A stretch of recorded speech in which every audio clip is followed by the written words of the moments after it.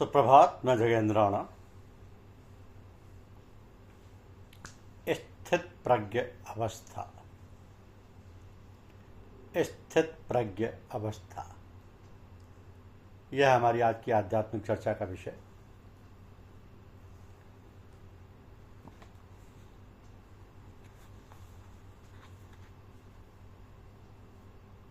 जब आप ये तस्लीम करते हैं कि यह आनंद स्वतः हो रहा है, जिसको गीता में कहा गया है कि आत्मा ही आत्मा में निष्ठ रहता है, तो ये दशा कि आप आत्मा द्वारा ही आप आत्मा में निष्ठ थे, क्या स्थित प्रज्ञ कहलाती है।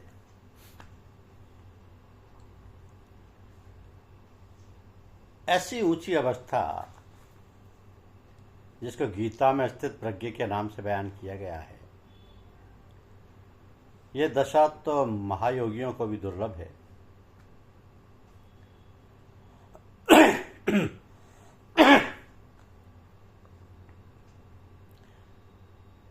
गीता की बताई हुई पहली हालत स्थित प्रज्ञ की आप में मौजूद है।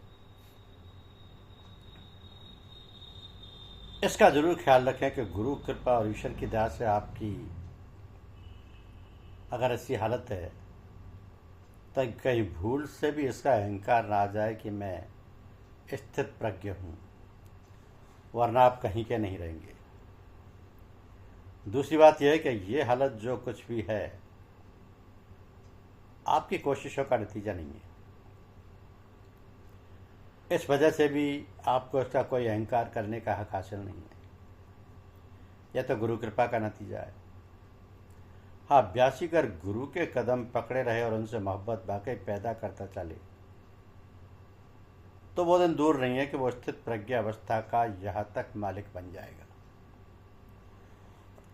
उसका असर से दूसरे भी स्थित प्रज्ञ बन सकेंगे। इस्तकबाल करना या स्वागत करना और सब्र के साथ बढ़ते चलने की जरूरत है। सतगुरु में यह सामर्थ्य है कि एक नज़र में अपना सा बना ले, लेकिन पात्र बनने में देरी लगती है। गुरु साफ करके पात्र बनाने में ही दिन रात लगा रहता है। यही खिदमत वो किया करता है।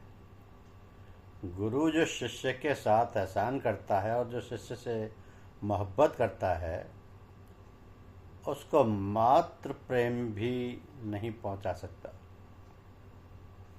इसलिए गुरु कृपा से उन्नत होना नामुमकिन है। जिस तरह पर माता बेगरज प्रेम अपने बच्चे पर करती है, उससे कई गुना प्रेम गुरु अपने शिष्य से करता है। लेकिन हम चूंकि उसकी कदर नहीं जानते हैं, इस वजह से उसकी कीमत नहीं जानते।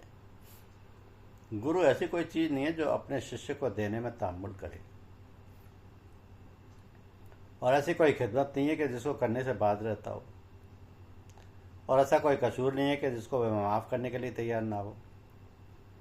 और ज़्यादा खोल कर क्या कहें, ये तो शिष्य के सब कसूरों को अपना ही कसूर समझता है और रात दिन तहे दिल से दस्तवा दुआ वार गाय लाई, यानी परमात्मा में रहता है कि हे भगवान, इसके अपने उत्तमतर व दया कृपा से माला माल कर इसको, और जिसमें इसका कल्याण हो वही कर। ऐसे दीनदयाल सतगुरु जिसको मिल जाए, उसके भाग्य की सराहना देवता भी नहीं कर सकते। शिष्य अज्ञान है, अबुद्ध है, बदला देना तो दरकिनार, यह भी नहीं समझता है कि उसको गुरु किन किन औसाफ जरी से माला माल कर रहा है। किसी उच्च पदवी की ओर उसको लिए जा रहा है, रंक से राजा बना रहा है। लेकिन गुरु है कि वह दिन रात इस नादानी और नावाकिफियत और लापरवाही के या वजूद मालामाल करता जा रहा है। इससे ज़्यादा निष्काम सेवा दुनिया में क्या कोई भी और भी कर सकता है? धन्य हो गुरुदेव, तुमको बार बार नमस्कार है। आपके ऋण से मैं क्या तुच्छ उद्धार हो सकता हूँ। यहाँ तो इस बात का भी एहसास नहीं है कि आपका ऋणी भी हूँ। मेरे सर्वस्व मेरे ऊपर दयालु और ज़्यादा दया कर हमेशा अपने खैरियत में रख। बस इससे ज़्यादा कुछ नहीं कह सकता।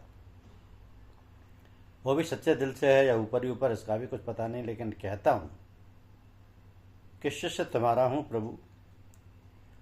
दुख सुख दो या टार, मैं इसके बदले में क्या कहूँगा? कुछ नहीं। इसके कहने की ज़रूरत आपसे नहीं है, क्योंकि आप तो निष्काम भाव से ही सब कुछ कर रहे हैं।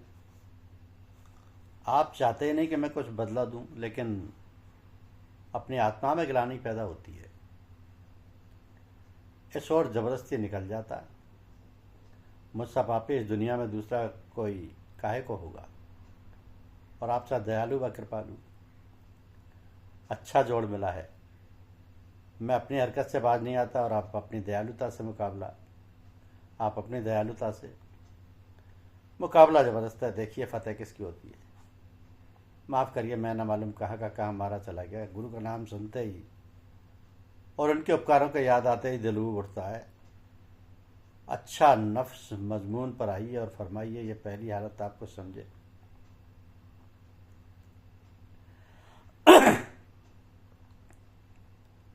ये रियलाइजेशन से ही ताल्लुक़ रखती है, और रियलिटी या रियलाइजेशन के समझ में नहीं आ सकती। लेकिन खैर, इससे मेरे श्रद्धा और विश्वास में तरक्की हुई, और ये ख्याल कि किताबों के पढ़ने समझने से ही सब कुछ प्राप्त हो जाएगा, ये कुछ कम हो रहा है। अच्छा, और दूसरी हालतें स्थित प्रज्ञ की खोलकर बयान करना कि जो दुख में दुखी ना हो, सुख की इच्छा ना रखे, जो राग भर क्रोध से रहे, तो वो स्थिर बुद्धि कहलाता है। ये गीता का श्लोक 56 अध्याय 2 है। तो पहली बात जो कही गई है वो तो ये है कि स्थित प्रज्ञ अवस्था की शुरुआत की हालत है। उसके बाद अभ्यासी को दूसरा दर्जा उसी अभ्यास द्वारा प्राप्त होता है। तो हमारे यहाँ के सत्संगी भाई विचार करके देखें कि जिसका अभ्यास कुछ दिनों का हो गया है, क्या उन पर दूसरी हालत कुछ ना कुछ आती है या नहीं। थोड़ी या बहुत या बिल्कुल ज्यों की त्यों पूरी हालत का आ जाना अभ्यासी के शौक पर, हिम्मत और प्रेम पर मुनासिर है। हमारे सत्संग में सभी तरह के लोग मौजूद हैं, और ऐसे भी हैं जिनको देखने से मालूम होता है कि उनमें पूरी पूरी दशा बरत रही है। कुछ में ये हालतें आ रही हैं और कुछ में ज़्यादा विकसित होना या परवरिश हो पा गई हैं। लेकिन ऐसा कोई नहीं कोई आपको मिला होगा जो इस बात को तस्दीक ना करे कि कम से कम अभ्यास के वक्त उसकी हालत ज़रूर हो जानी चाहिए, चाहे 5 मिनट के वास्ते हो। किसी सत्संगी भाई की हालत खोल करके ये कह देना,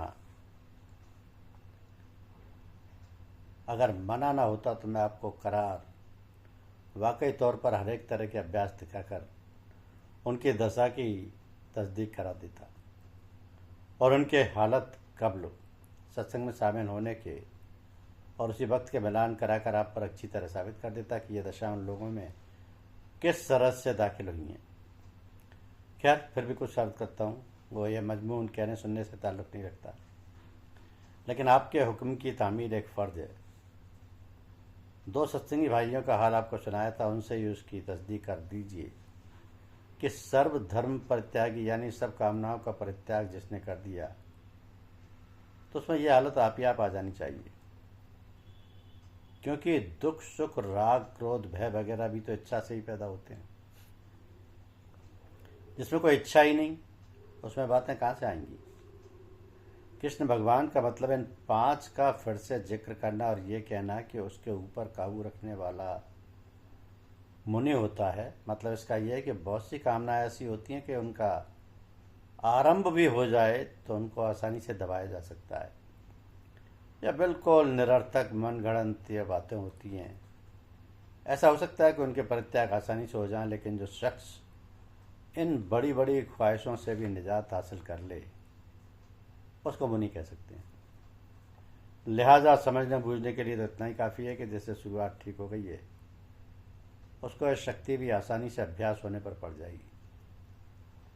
तो हमारे यहाँ के सत्संग में अभ्यासियों को दो तरह की समाधि होती है, एक सबीज और दूसरा निर्बीज। यह दोनों समाधियां गुरु अपने तपोबल से शिष्य में पैदा करता है। शिष्य को सिवाय रिसेप्शन करने के कुछ नहीं करना पड़ता। जैसे जैसे ग्रहण पावर बढ़ती जाएगी या रिसेप्शन पावर बढ़ती जाएगी, वैसे वैसे उसकी तरक्की बढ़ती जाती है, अपने आप होती जाती है। और एक दिन वो होता है कि गुरु और शिष्य मिलकर एक हो जाते हैं कि प्रेम गलियती साकरी जामे दोना समाए, हमते तब तब गुरु नहीं, अब गुरु है हम नाए। यहाँ तक जो नौबत आ जाती है कि शिष्य 1000 कोस की दूरी पर गुरु से है, लेकिन जो ख्यालात गुरु को आ रहे हैं वह शिष्य में आ जाते हैं। गुरु और शिष्य की जाहिरी शक्लें एक ही हो जाती है। गुरु का आधार और अखलाक शिष्य में ज्यों का त्यों उतर आता है। लेकिन प्रत्यक्ष किम प्रमाणम, जो बात जाहिर जहूर में मौजूद है उसके सबूत की क्या जरूरत। यहाँ तो सत्संग में गुरु रोज ये खेल खिलाया करते हैं, ना जाने कितने अपने से बना डाले और कितने तैयार हो रहे हैं, कितने तैयार हो रहे हैं। अक्ल एक महदूद यानी सीमित चीज़ है, इसमें गैर महदूद चीज़ कैसे आ सकती है। अकल के समझने के लिए भी एक हद है, उसके आगे की बात उसके दायरे से बाहर है और उसमें कैसे भरी जा सकती है। बुद्धि अक्ल का दायरा या कर्म क्षेत्र जैसा और जितना वो सब इंद्रियों तक महदूद है। मतलब इसका यह कि अकल केवल उसी हद तक काम दे सकती है जिस हद तक हमारी ज्ञानेंद्रियां जानकारी करा सके। हमारे इंद्रिय ज्ञान की सीमा के आगे क्या है, उस पर्दे के पीछे क्या है जिसके आगे हमारी इंद्रियों की पहुंच नहीं है। यहाँ पहुंचकर अक्ल बेकाबू यानी असमर्थ हो जाती है। अक्ल इसके आगे हमको कोई प्रकाश नहीं पहुंचा सकती। जहाँ तक मनुष्य के क्रियात्मक जीवन का संबंध है, बुद्धि उसकी राह दिखाने के लिए ना तो हर पल में हर हाल में काफ़ी है और ना ठीक ठीक नतीजा है, नतीजा ही निकाल सकती है, और ना सही राह पर चलने में कामयाब होती है। मसलन आदमी का मन तरह तरह की वासना, ख्वाहिशों और तरह तरह के ख्यालों में इस तरह उलझा हुआ है कि जब कभी बुद्धि और वासनाओं का संघर्ष होता है तो कामयाबी ज़्यादातर ख्वाहिशों की होती है। बुद्धि हमें अक्सर मर्तबा एक बार विश्वास दिलाती है कि फलां काम खराब है और नुकसान पहुंचाने वाला है, लेकिन इंद्रियां हमको मजबूर करती हैं और उस काम से अपने आप को रोक नहीं सकते। अक्ल की बड़ी से बड़ी दलील भी ऐसा नहीं कर सकती हम गुस्से की हालत में बेकाबू ना हो जाएं और भूख की हालत में नुकसानदेह यानी हानिकारक भोजन की ओर हाथ न बढ़ाएं। इसलिए अक्ल ही सब कुछ है और उसके आगे कुछ नहीं है। ऐसा मानने वालों के लिए आगे का दरवाज़ा बंद है। तो ईश्वर भक्तों का यह विश्वास है कि अक्ल के आगे भी एक दरवाज़ा और है, क्योंकि बुद्धि भी एक खास हद के आगे नहीं बढ़ सकती और अक्ल यानी इंसानी मानव बुद्धि हमारे कर्मों को दुरुस्ती और ठीक ठाक चलाने में लाचार और बेकाबू है। और ये हुआ कि और शक्ति इसके आगे हो तो शक्ति के मुख्तलिफ मजहब में मुख्तलिफ नाम दिया गया है। वेदों में इसको श्रुति, महात्माओं ने अनुभव और मुसलमानों में हिदायत या वही कहते हैं और सूफियों में इल्हाम। तो महात्माओं का जो आत्मानुभव है वह बुद्धि की हद के ऊपर है, लिहाजा अक्ल इसको समझने से लाचार है। मजहबी बातों को जाने दीजिए, दुनियावी ईजादों का ही हाल देखिए और जितने भी वैज्ञानिक आविष्कार हुए हैं उसकी हालत पढ़िए तो आपको मालूम होगा कि वह भी इसी शक्ति द्वारा ज़्यादातर प्राप्त हुए हैं। इसका नाम इन लोगों की भाषा में इत्तेफाक या ऑल ऑफ ए सडन है। जो बात हमारे सोचने समझने में ना आए और वह एकदम एक बार की मालूम हो जाए और बिल्कुल सच्ची और सही उतरे और उसको हमेशा सही रास्ता मिल जाए और हमें मंजिल मकसूद पर पहुंच जाएं हम, तो इससे आप बताए हुए किसी नाम से या मौसूम कर लीजिए या नाम रखा हुआ कर लीजिए, उसको हम संतों का अनुभव नाम देते हैं। ये बात बुद्धि से जानने और समझने की नहीं है। धन्यवाद।